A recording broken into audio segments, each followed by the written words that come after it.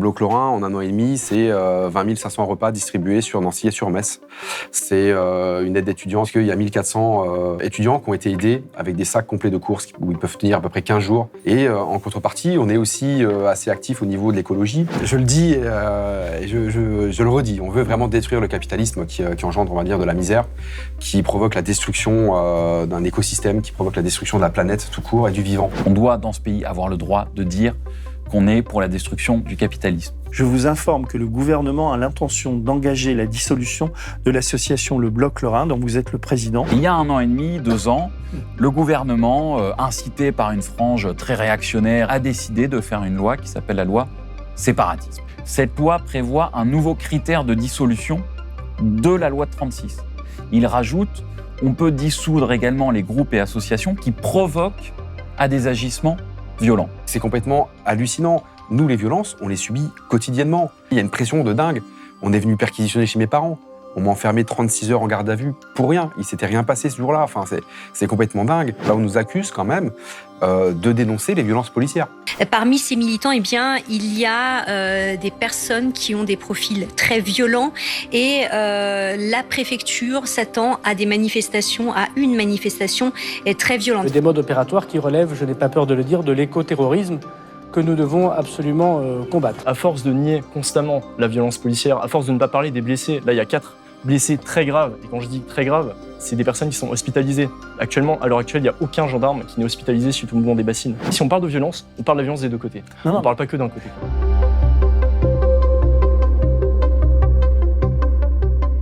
Bonjour à vous trois. C'est une émission qu'on improvise un tout petit peu, puisque j'ai croisé Kevin Griot cette semaine à Nancy, dans un cinéma. Et donc alors, faut dire que Kevin, tu as fait un papier chez nous pour dénoncer les policiers racistes de la BAC à Nancy. Et donc, j'ai découvert là récemment que tu appartenais à une association qui s'appelle le Bloc Lorrain, qui est menacée d'interdiction. Il y a un courrier que je trouve assez édifiant que tu m'as donné. Je me suis dit, c'est le point de départ de cette émission. Donc, à ta droite, ton avocat, Raphaël Kempf, qui défend un peu ces causes-là, on va dire toute cette ultra-gauche qui est poursuivie en ce moment. Alors, c'est un vocabulaire qui est le vocabulaire de la DGSI, la notion d'ultra-gauche, donc je ne vais pas forcément l'utiliser. Je suis l'un des avocats, avec Christophe Gros de Nancy à Innova Pasquale. Je tiens à le préciser, parce qu'on est en collectif. Donc, c'était important qu'on fasse cette émission, parce qu'il y a une bataille à mener au-delà du Bloc Lorrain. Et donc, j'étais très content de te croiser par hasard tout à l'heure, Loïc Schneider, à la gare. Il faut dire que Loïc, c'est une vieille histoire entre nous, puisqu'on a fait 2 émissions ensemble. Tu as été emprisonné en Allemagne pour avoir... on a dit que tu étais un dangereux manifestant, que tu as été perquisitionné. Enfin, tu as fait combien de mois de prison en Allemagne ? 1 an et 4 mois ferme. Non, c'est une histoire de dingue.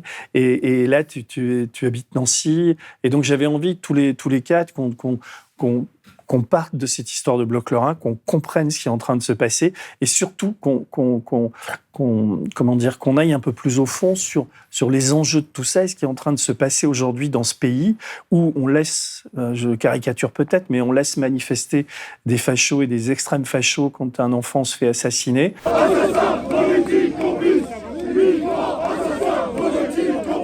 Et on est assez permissif avec cette extrême droite qui pullule. Et à côté, quand on a des militants de gauche, on les appelle ultra-gauche, et on vous associe à du bris de matériel, une hyper-violence, etc. Et donc, je trouve qu'on est dans un climat complètement liberticide. Et voilà, j'ai envie qu'on parle de ça, qu'on rentre en tout cas, qu'on démarre sur le Bloc Lorrain, peut-être, que tu nous racontes pourquoi tu as créé cette association et pourquoi tu reçois ce courrier de 4 pages où...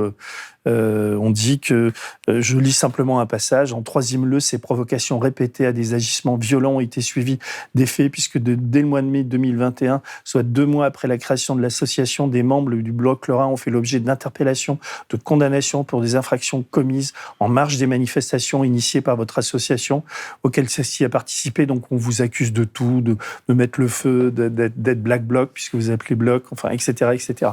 Donc vas-y, essaie de nous raconter un peu comment c'est né, qui tu es, etc. Je vais essayer de te raconter l'historique du Bloc Lorrain. Alors l'association, en fait, c'est une association de loi 1901 qui a été créée le 16 mars 2021. On était une bande de potes, en fait, de militants, la plupart anarchistes, et antifascistes, et certains qui étaient passés par le mouvement des Gilets jaunes. Et on s'est dit, on va essayer de structurer, on va dire, plus ou moins, une association, faire quelque chose de sympa, parce que c'est bien beau d'aller crier dans la rue, d'avoir des revendications, mais on voulait vraiment passer à des choses très concrètes. Donc quand on parle de justice sociale, on s'est dit, on va monter une association et on va venir en aide aux amis de la rue, aux SDF. Donc ça permet d'avoir un compte en banque, ça permet d'avoir des dons, des choses comme ça. Et on a créé l'association officiellement par rapport à ça. Il faut savoir que le Bloc Lorrain, en 1 an et demi, c'est 20 500 repas distribués sur Nancy et sur Metz. C'est une aide étudiante assez conséquente, puisqu'il y a 1400 étudiants qui ont été aidés avec des sacs complets de courses où ils peuvent tenir à peu près 15 jours, avec des sacs de première nécessité, du dentifrice, à manger, etc., etc. On s'occupe d'essayer d'éradiquer, on va dire, la misère sociale, en fait, dans le pays, à notre petite échelle, en fait.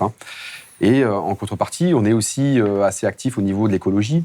Donc on organise des clean walks, tu sais, donc des ramassages de déchets en zone urbaine ou rurale.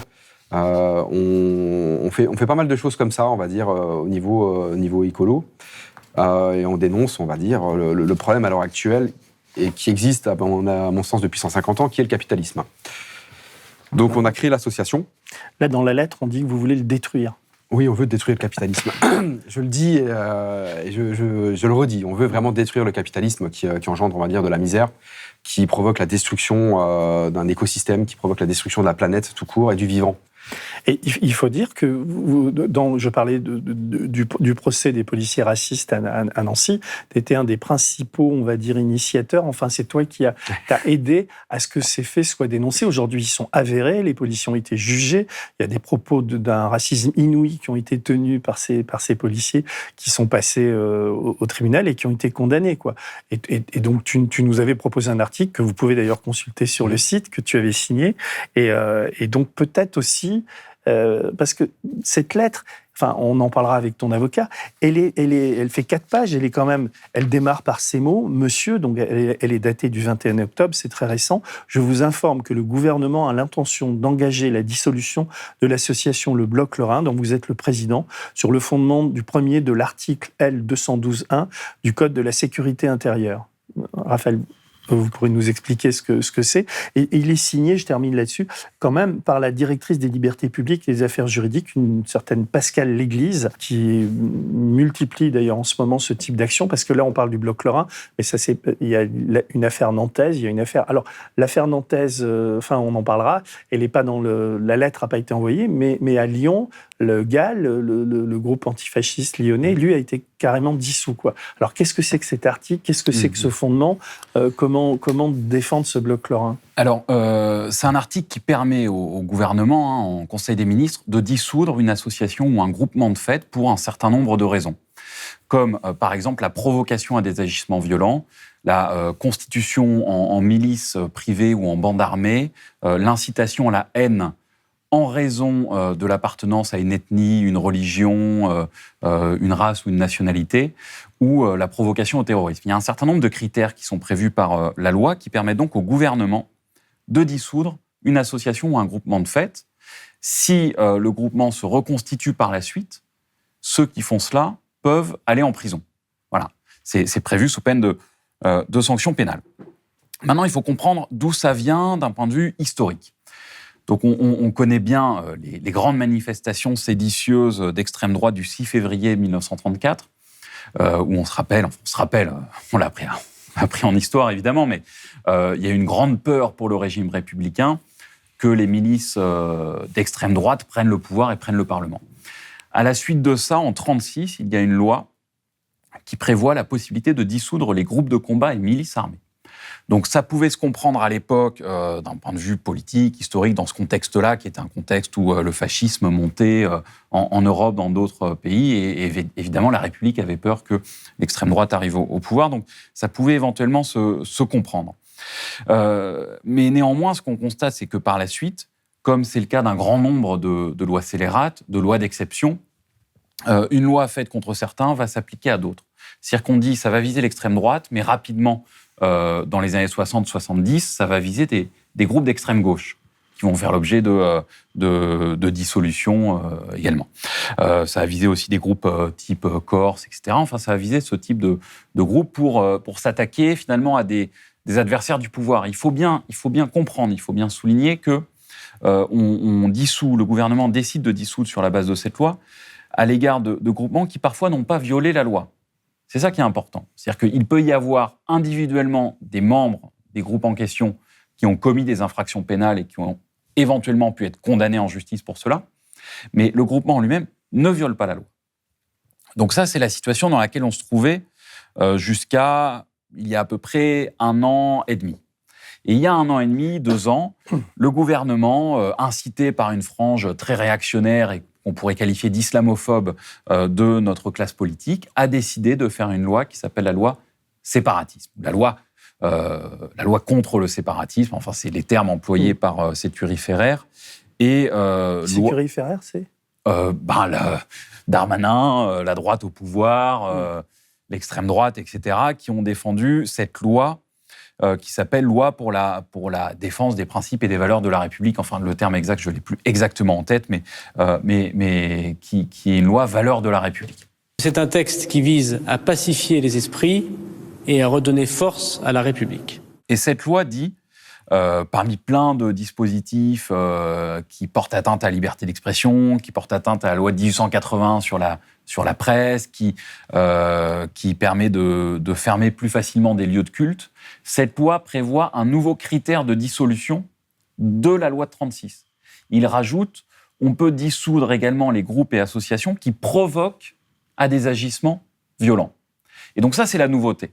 On ne l'avait pas dans la loi 36, on l'a depuis la loi d'août 2020. Qui provoque, c'est le terme de provocation qui est important dans le propos. Agissement violent, enfin c'est très compliqué à interpréter. C'est-à-dire que la loi pénale connaît depuis au moins les lois scélérates de 1893-94 et même un peu avant cette notion de provocation à la commission d'une infraction. Donc la provocation, c'est le fait que, par exemple, moi je vous dise à vous, je dise aux auditeurs et auditrices de cette émission, allez commettre des actes de violence. Pour telle raison, parce que c'est la seule solution. Et je vous incite à le faire, je vous invite à le faire. Je le dis. Donc ça, c'est de la provocation. Par exemple, je vous coupe parce que ça me semble être la question. Quand Kevin dit qu'il faut détruire le capitalisme et qu'après on voit qu'une banque, par exemple, et on jette des pierres contre une banque, est-ce qu'on peut estimer qu'un propos qui est, à mon sens, de la liberté d'expression qui dit détruire le capitalisme, s'il est surinterprété par le manifestant, etc., est-ce qu'on est dans le cadre de cette loi ou pas? Ou comment ça se plaide? Mais moi, je pense qu'on n'est pas dans le cadre de cette loi. C'est-à-dire que je pense qu'il faut s'intéresser à la jurisprudence et aux décisions de justice qui ont été rendues depuis plusieurs années sur la notion de provocation et d'apologie, ou un certain nombre, par exemple, de groupes de rap qui avaient pu faire des concerts au cours desquels ils tenaient des propos à l'endroit des forces de l'ordre qui étaient des propos, on va dire, peu amènes.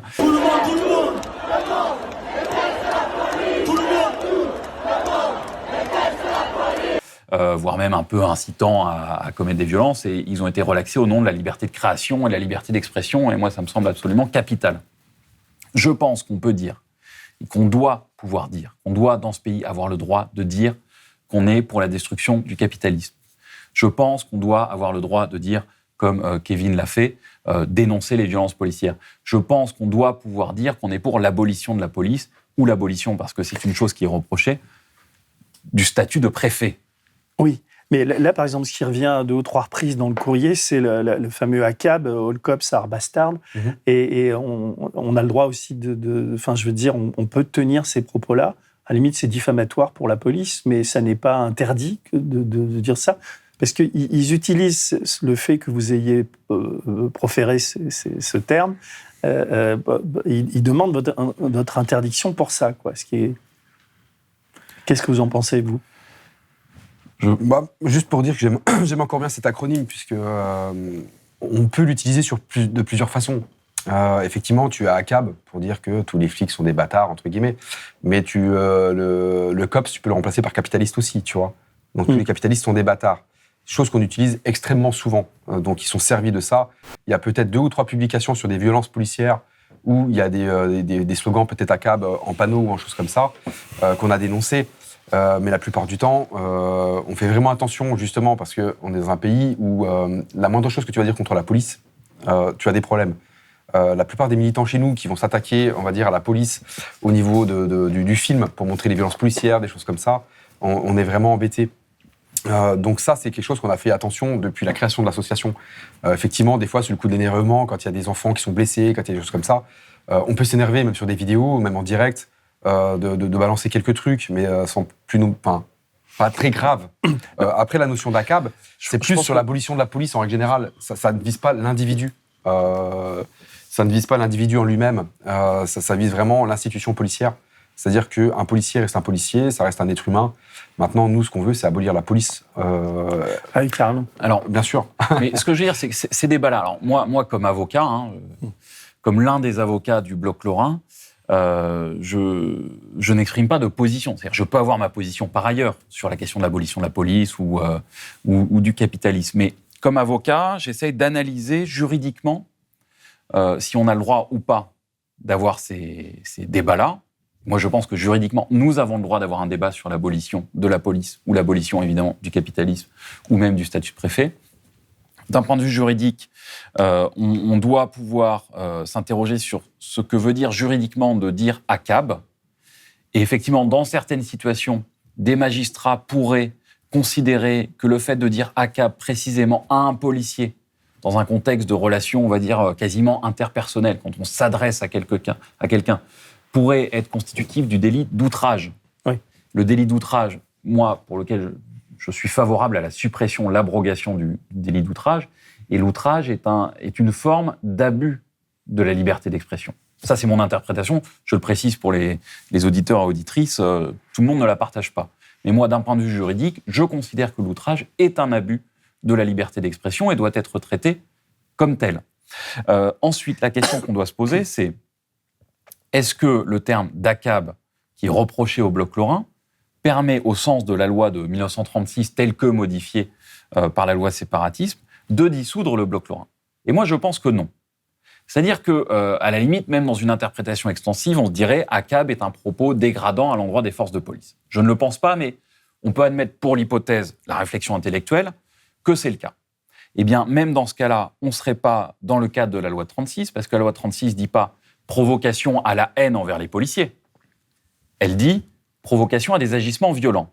Et ce que je constate, et je pense que c'est grave parce que ce courrier est signé par Madame L'Église, donc qui est un très haut fonctionnaire au ministère de l'Intérieur, et donc sa position constitue d'une certaine manière la doctrine du ministère de l'Intérieur et la pensée de l'Intérieur de nos jours. On voit bien que Gérald Darmanin utilise, y compris à l'Assemblée, pour Nantes révoltée, c'est ce qui s'était passé, cet argument-là pour donner des gages à l'extrême droite aussi, en disant mais ouais, on s'attaque aussi à l'ultra-gauche, qui est le nouveau terme. Donc là, j'ai 2 ultra-gauchistes devant moi. C'est pour ça que je vous ai invité, j'ai invité Loïc, parce que je vous connais un tout petit peu, vous n'êtes franchement pas des gens violents, quoi. Même si des fois vos propos, enfin bon, vous pouvez penser ce que vous pensez, quoi. Mais, et d'ailleurs, Loïc, je suis content de t'avoir croisé et tout, parce que s'il y a toi, il y a eu un usage accablant de la répression à ton égard, quoi. Simplement parce que tu as manifesté, et je suis bien placé pour le savoir, tu es un militant, tu te définis peut-être aussi comme anarchiste et tout, mais tu es l'exemple flagrant, tu es une victime, je veux dire, t'avoir autant emprisonné pour avoir manifesté, c'est un truc qui est complètement anormal, et évidemment, ça passe sous les radars des médias traditionnels, quoi. C'est pour ça que c'est bien de vous avoir et que vous puissiez vous exprimer là-dessus, quoi. Ouais, et si je peux dire un petit truc par rapport à ça, donc moi, c'était par rapport au G20 de Hambourg, où j'ai fait 1 an et 4 mois de prison. Je suis condamné à 3 ans ferme. Je suis toujours en attente là, de l'application du reste de ma peine, d'ailleurs. Et ce que j'aimerais dire par rapport à ça, c'est que la répression des contre-sommets, on peut aussi penser à Gênes, en 2001, où il y a actuellement d'ailleurs Vincenzo, qui est le 29 novembre, et qui va peut-être devoir être extradé en Italie suite à son jugement, parce que ça fait 2 reprises que la justice française refuse de le livrer à l'Italie. C'est une ancienne loi de Mussolini, de pillage et dévastation, qui fait qu'en fait, lui, il aurait C'est un militant italien à Gênes. Et qui est en France qui est en France, qui a trouvé refuge en France, qui s'est fait arrêter en 2019, qui a fait 3 mois de prison et qui a été libéré parce que la justice française considérait que l'accusation, les charges, en fait, ne rentrent pas dans le cadre de la juridiction. Et donc, en fait, ce que je voulais dire pour imager ça par rapport au G20 aussi, c'est qu'en fait, c'est des États... déjà, le G20, c'est des États où il y a aussi l'Arabie Saoudite, il y a la Russie, il y a la Chine, donc il y a des gros États qui sont autoritaires. La France aussi le devient de plus en plus. Et en fait, c'est dans ces moments-là où les puissances ont la crainte des mouvements sociaux, et au G20, c'était aussi un mouvement très impressionnant avec plusieurs centaines de milliers de personnes dans la rue.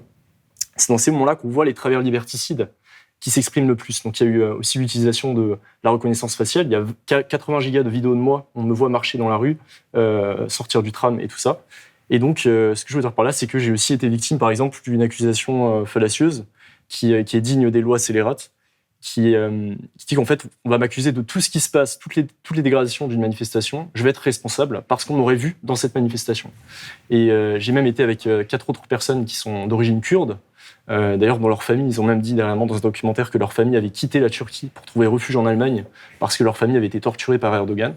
Et donc, ils avaient manifesté aussi par rapport à Erdogan qui était au G20. Et ces personnes n'ont fait que marcher dans la manifestation et elles ont pris 9 mois de prison ferme. Moi, ils m'auraient accusé en plus d'avoir jeté un pétard dans une banque, mais bon, j'ai pas pu m'exprimer sur ce point parce que j'attendais. Je leur ai demandé de d'abord juste m'accuser de ce que j'ai fait. Et après, je leur dirai si c'est moi ou pas, j'assumerai ou pas. Mais d'abord, je veux que l'accusation soit fair-play par rapport à ça. Et il y a toujours comme une espèce d'épée de Damoclès, puisque l'Allemagne peut te recondamner. Tu es dans une procédure d'appel en ce moment. C'est ça. Très rapidement aussi. Donc, c'était en décembre qu'il y a eu l'appel à Leipzig. Je ne sais pas si je le dis bien. Et fin décembre, j'ai reçu une lettre à mon ancien domicile en Allemagne qui me demandait de me présenter pour finir ma peine, donc 20 mois ferme. Et là, on a demandé avec mon avocat, du coup, Raphaël Kempf, et aussi mon avocat en Allemagne, que la peine soit transférée en France pour que je puisse avoir une application de la peine en France. Et suite à ça, j'ai pas eu de réponse. On a relancé à 4 reprises. Et dernièrement, j'ai insisté parce que je voulais savoir si j'allais en Allemagne, si je risquais, en me faisant contrôler, d'aller en prison. Et le procureur, a priori, aurait dit que je peux me déplacer. Si je suis contrôlé, il n'y a pas de problème. Et prochainement, ils iraient vers moi pour ce qui se passe en France. Mais bon, pour le moment, j'attends toujours. Parce que je suis pas pressé, mais... Vous êtes son conseil. Il y a un cousinage entre les deux affaires, mais son cas est quand même un cas unique de répression contre un militant, non ? Enfin, vous le défendez. Oui. Alors, ça montre que l'Union européenne de la répression fonctionne assez bien. Oui. C'est-à-dire que le mandat d'arrêt européen, c'est quelque chose qui fonctionne bien. C'est-à-dire qu'on va chercher quelqu'un de l'autre côté de la frontière pour l'emprisonner.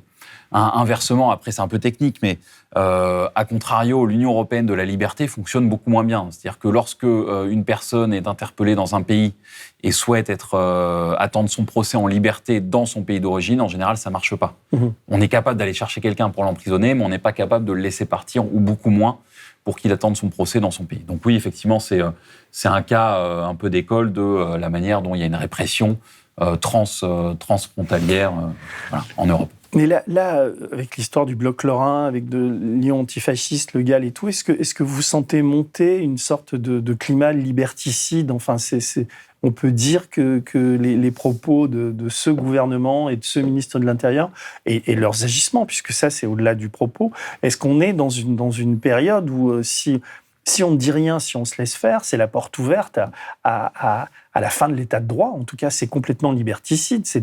Moi, enfin, les connaissant un peu, je trouve que c'est de la liberté d'expression, point barre, quoi. Et ça, on a l'impression que on est obligé de faire un exemple de Loïc ou de Kevin, puisque là, vous êtes cité nommément. Là, dans la dernière phrase, elle dit « Vous-même avez été mis en cause à 2 reprises depuis la création du bloc lorrain pour des faits d'injure publique envers un fonctionnaire commis le 19 septembre 21 à Jean-de-Lincourt et à nouveau pour des faits d'outrage à personne dépositaire de l'autorité publique, etc., etc. » Donc, il y a je veux dire, c'est pourquoi on vient vous chercher, pourquoi on ne vous laisse pas vivre, manifester, donner à bouffer au SDF, etc. Il y a une folie, quoi. Comme je dis souvent, on est une épine dans leurs pieds, en fait. Et sur la région nancéenne ou en Lorraine, en règle générale, on organise des manifestations très régulièrement, donc ça les embête. On fait des actions coup de poing. Ça les embête.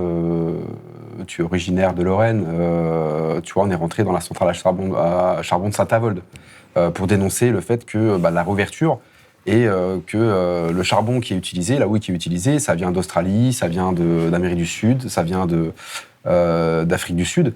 Ça, c'est des choses qu'on dénonce en permanence et on se cache pas, on le revendique. C'est-à-dire que voilà, on va le revendiquer en permanence et on essaie d'être toujours sur le qui-vive dès qu'il y a un problème, dès qu'il y a une violence policière. Là, on nous accuse quand même de dénoncer les violences policières. Sans parler d'ACAB ni rien du tout, c'est-à-dire de dénoncer les violences policières. C'est complètement hallucinant. Nous, les violences, on les subit quotidiennement. En 3 ans, 4 ans, là, maintenant, je dois être à mon 17e passage au tribunal. Je suis quasiment jamais condamné, parce qu'il n'y a rien qui tient. Mais il y a une pression de dingue. On est venu perquisitionner chez mes parents. On m'a enfermé 36 heures en garde à vue pour rien. Il s'était rien passé ce jour-là. Enfin, c'est complètement dingue. Tu vois, notre association, on déclare une manifestation sur Nancy.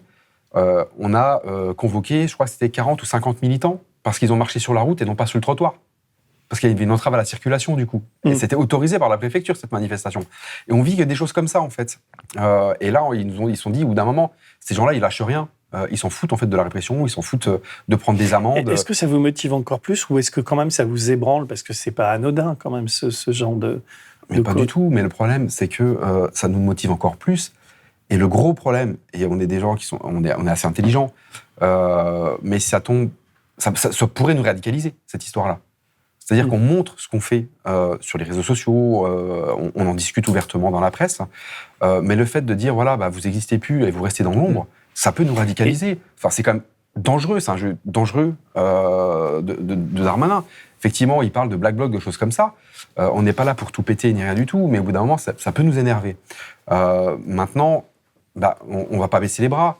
Et au contraire, on est même assez contents. C'est-à-dire qu'on les a tellement emmerdés, comme aurait pu dire Macron, qu'on reçoit une lettre du ministère de l'Intérieur. Nous, la petite association au cœur de la Lorraine, tu vois. Vous êtes 200 adhérents. On est 200, ça fait qu'1 an et demi qu'on a d'existence, tu vois. Donc, on se dit que les idées, on est peut-être dans le vrai, au final. On est peut-être dans le vrai, et au final, c'est peut-être cool. Bah, si vous le pensez, mais moi je trouve pas ça cool. Non, c'est dangereux, c'est extrêmement dangereux. Mais c'est cool, c'est une certaine reconnaissance. Ouais. Maintenant, c'est hyper dangereux, c'est hyper liberticide ce qu'ils sont en train de faire. Parce qu'après nous, c'est quoi? C'est Extinction Rebellion, c'est Greenpeace, c'est vous, Blast, c'est des médias indépendants. Faut pas se laisser faire. C'est pas normal. Parce que Nantes Révoltée, d'ailleurs, c'était un média. C'est un média. Nantes Révoltée, c'est un média. Donc, il faut vraiment pas se laisser faire sur ces choses-là. C'est la porte ouverte à tout. Mais Nantes Révoltée, qu'on soutient, d'ailleurs, on voit beaucoup leurs images de violences policières, tout ça, ils n'ont pas reçu ce courrier-là. C'est simplement Gérald Darmanin à l'Assemblée qui, acculé par des questions d'un député de droite, a dit « mais on va les interdire aussi ». Il y a eu un tel tollé que, pour l'instant, ils n'ont toujours pas fait le courrier. J'ai donc décidé d'engager le contradictoire qui permettrait la dissolution de ce groupement de fait. Ils n'ont toujours rien reçu. Est-ce que vous êtes leur avocat? Oui, je suis leur avocat avec Maître Pasquale notamment. Et oui, effectivement, on est tout de suite monté au créneau. Enfin, avocat, avocate, soutien, militants, médias, etc. Et c'est vrai que là, on a vu Darmanin s'attaquer à un média indépendant, local à Nantes, mais qui a une audience dans certains milieux qui est quasi une audience nationale. Un média qui dit des choses qui déplaisent au pouvoir. Et donc là, Darmanin a dit « je vais les dissoudre ».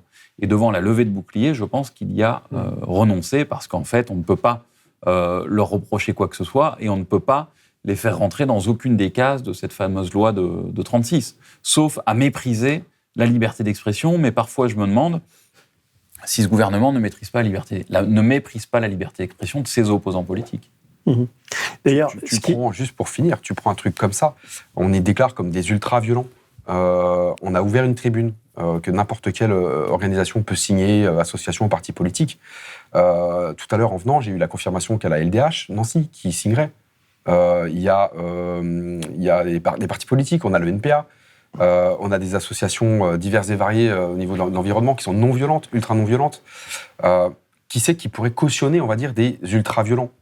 Des politiciens, entre guillemets. Tu vois, parce que le NPA, ça reste quand même des politiciens, à mon sens. Mais on a ou même les filles. C'est des gens qui vont co-signer notre tribune. Mais la question que je me pose et que je vous pose, c'est on a l'impression que cette lettre, qui est quand même charpentée, mais elle est complètement improvisée, quoi. Elle l'est pas. Enfin, ça serait improvisé qu'on pourrait dire bon, bah, ils ont fait ça un peu vite, mais c'est quand même une stratégie réfléchie qui en annonce d'autres.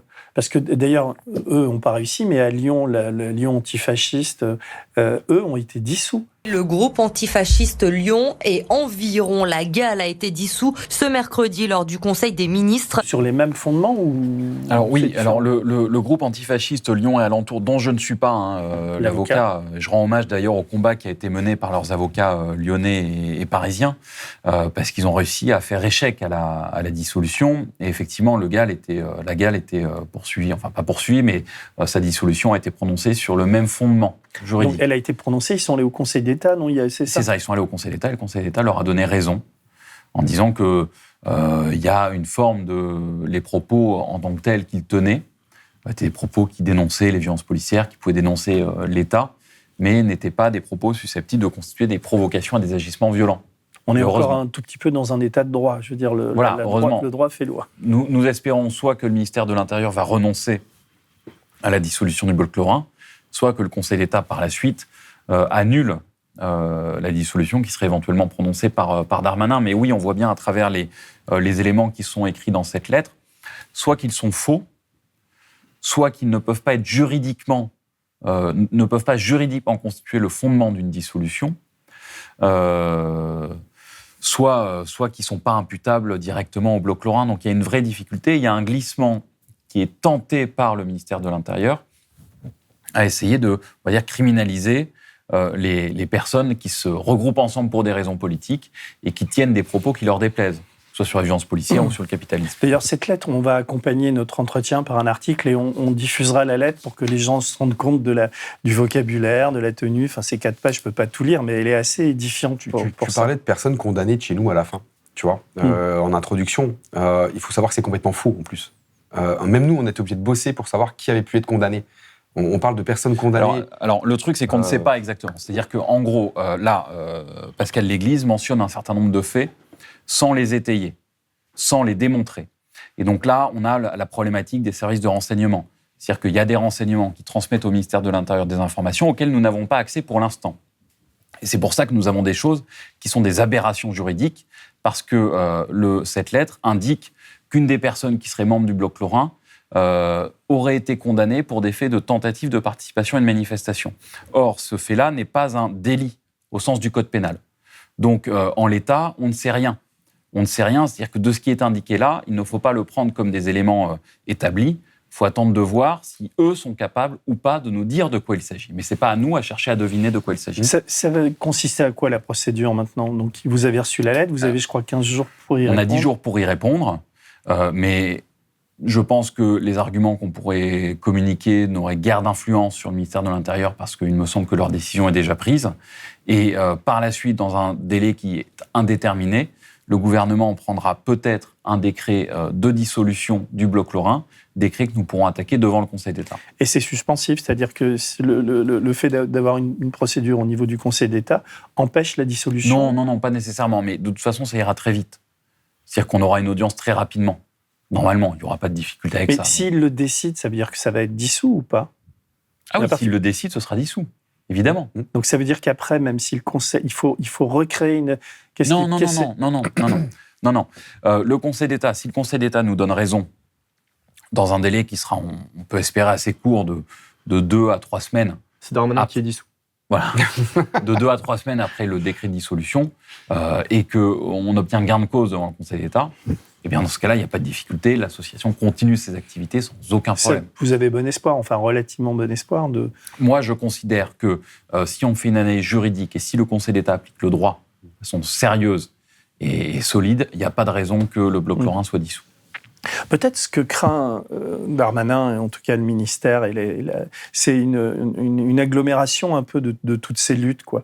Par exemple, vous étiez ou pas au Bassine Je ne peux pas répondre à cette question. Non, j'ai pas pu, je travaillais sur le dossier. Ouais.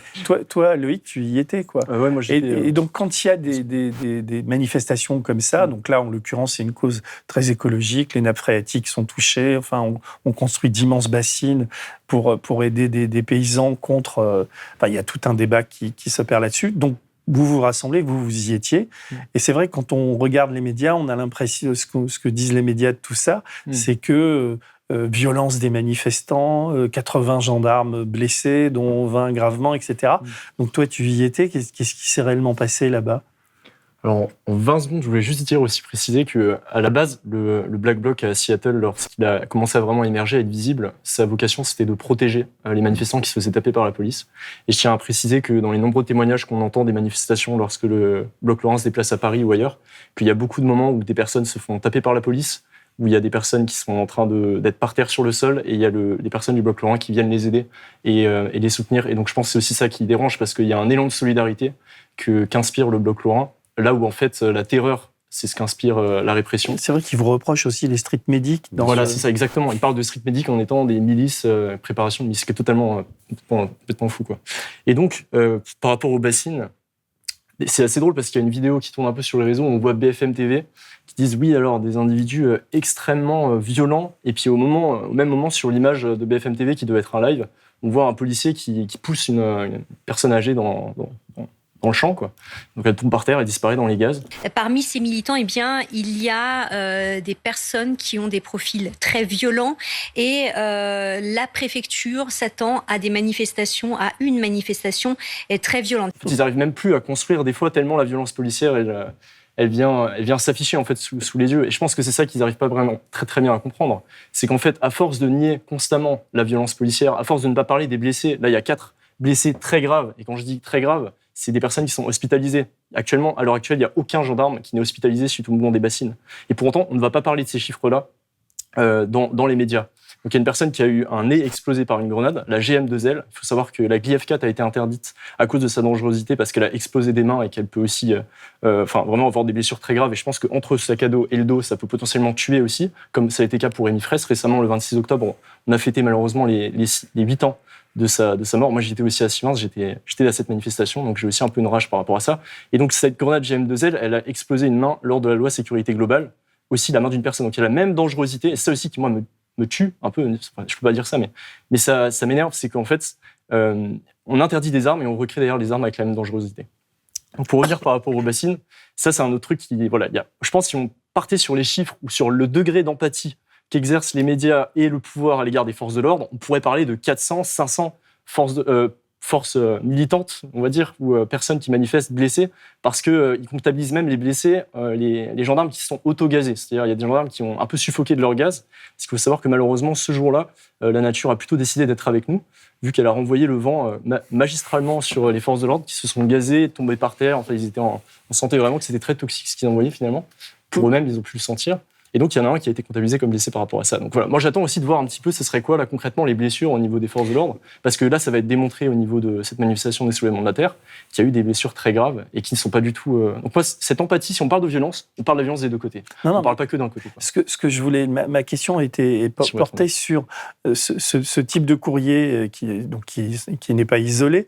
Est-ce que ça participe pas d'une crainte de ce gouvernement de voir s'agglomérer tous ces groupes qui sont un peu disséminés partout en France et qui sont capables de se mobiliser sur des causes comme les bassines ou comme d'autres, puisqu'il y a d'autres... Et donc, vous avez je dis vous, mais là, il y avait 5-6 000 personnes, mais rapidement, ça peut devenir plus conséquent. Et le fait de dissoudre, le fait d'être répressif, y compris au niveau du droit, enfin, ces tentatives-là, participent d'une crainte de ce pouvoir, de voir un mouvement de plus grande ampleur exister. À mon sens, c'est ce qu'ils ont peur. Enfin, sur notre association, enfin, je veux pas non plus affabuler, mais on est ultra structuré. Comme je disais, on a plusieurs pôles. En fait, on a vraiment créé quelque chose, on va dire un système de vie horizontal, non autoritaire dans l'association, avec un pôle maraude, un pôle écolo, avec un pôle street medic, avec un pôle une legal team. On nous accuse d'ailleurs de nous donner les numéros d'avocats en cas de garde à vue. Enfin, tu vois, c'est complètement fou dans la dissolution. C'est complètement dingue ce qu'ils nous reprochent. Et en fait, on essaye comme ça de s'occuper, on va dire, de toutes les causes nobles. On parle, on va dire, des méga-bassines, mais on est présent aussi, on essaie d'être présent de temps en temps sur Bure, parce que c'est hyper grave, quoi. En Lorraine, où tu habites, quoi. Enfin, où tu es maraîcher là-bas, à l'endroit où il y a le site d'enfouissement. Voilà, ils veulent enfouir des déchets, on va dire, radioactifs à 500 mètres sous terre. On a des gilets jaunes avec nous qui ne connaissaient pas, et du coup, en fait, on leur fait découvrir Bure. On fait découvrir ce qu'est l'anarchisme, ce qu'est l'anti-autoritarisme. Et en fait, je pense qu'ils ont un peu peur de ça, en disant, voilà, c'est quoi cette association de dingue ? Ils s'occupent de toutes les causes, en fait. Et ça devient dangereux. Et je pense qu'ils ont un petit peu peur aussi qu'on fasse des petits. Et surtout, c'est surtout la peur d'un mouvement social qui va arriver. Quand on voit dans la merde dans laquelle on est à l'heure actuelle, ils se disent, OK, eux, ils sont structurés. C'est un truc qui émerge comme ça, comme les Gilets jaunes. Ils sont éparpillés un petit peu partout en Lorraine. Ça pue. Les Gilets jaunes, pourquoi ils ont réussi à vaincre les Gilets jaunes? C'est parce que il n'y avait pas de structure, il n'y avait rien, et c'était facile de taper sur des gens isolés.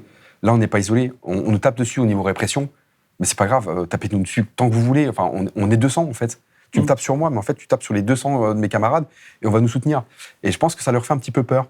Et effectivement, on a des contacts un petit peu avec tous les groupes, et puis c'est plus facile pour nous de s'organiser pour monter, par exemple, sur un truc comme les bassines, pour monter sur une action comme à Lyon, quand il y a eu une action sur Monsanto, pour se déplacer sur différentes autres manifestations qui sont pour nous assez légitimes. On doit faire ces manifestations-là.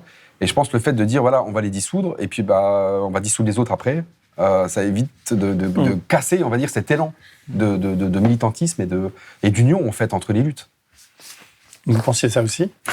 Sur l'analyse politique, alors oui, c'est moins mon champ de compétences, mais effectivement, il y a une volonté du gouvernement de s'en prendre à tous ceux qui sont pas d'accord avec lui. Et ça, on le constate. C'est-à-dire que votre question, au départ, c'était de façon plus générale sur un mouvement liberticide. Je pense que nous, avocates, qui travaillent en collectif sur la défense des manifestants, des opposants, sur les violences policières depuis presque une petite dizaine d'années, on constate un mécanisme répressif qui porte atteinte aux oppositions sur différents niveaux. C'est-à-dire qu'on a le niveau de la police, évidemment, avec l'augmentation de la violence dans la police, les arrestations préventives dans les manifestations. On a le gouvernement qui donne des ordres à cette police, qui laisse faire, qui arme cette police aussi avec ses armes, qui parfois, malheureusement, peuvent tuer, comme on le sait avec Rémi Fraisse. On a aussi la justice qui, du moins le procureur de la République, en général, qui embraye et qui embastille un certain nombre de manifestants ou de personnes qui sont des opposants. Donc on voit bien que, d'un point de vue, si on regarde à tous les niveaux, exécutif, législatif, policier, judiciaire, il y a un mouvement de répression de l'opposition politique de façon générale. Et vous avez de plus en plus de boulot, quoi. J'aimerais bien en avoir moins. Mais nous aussi, on a du boulot, et donc c'est pour ça que moi, je suis ravi de vous avoir accueilli, et puis qu'on ait pu un peu parler de ça, parce que les médias en parlent très peu, pour ne pas dire pas du tout. Et j'ai le sentiment qu'on est les prochains sur la liste, comme vous le disiez, quoi. Parce qu'à Blast, on est vraiment indépendant. D'ailleurs, je lance un appel aux gens qui veulent nous soutenir pour vous abonner. C'est 5 €. On est en pleine campagne. Il faut qu'on réussisse à terminer l'année. Aujourd'hui, c'est 40 personnes qui travaillent à Blast au quotidien pour produire ce type de programme. Donc, merci en tout cas de votre venue. Et puis, tenez-nous au courant. On va suivre ça de près. Et j'espère que le bloc lorrain va continuer à vivre et à exister. Merci Loïc. Tu veux dire un mot? Tout rapidement, un dernier truc. On pourrait aussi dire qu'on peut appeler au sabotage du capitalisme. Et derrière, j'aimerais dire que Eri De Luca, qui est un écrivain italien, il a appelé au sabotage aussi par rapport à la ligne TGV Lyon-Turin. Et il a gagné son procès parce qu'il a dit « Vous n'avez pas le monopole du mot sabotage, comme vous n'avez pas le monopole du mot détruire, parce qu'on peut détruire en enlevant les briques petit à petit, une à une du capitalisme, ou en faisant sauter un mur, mais il n'empêche que lorsqu'on dit détruire ou saboter, on ne peut pas dire que c'est une incitation à la violence, parce qu'on peut saboter de manière juridique, on peut saboter de toutes les manières imaginables qu'on veut. Et donc la liberté, justement, c'est la liberté de création, la liberté intellectuelle, la liberté de pouvoir exprimer des idées. Et c'est ça que le pouvoir veut briser, je pense.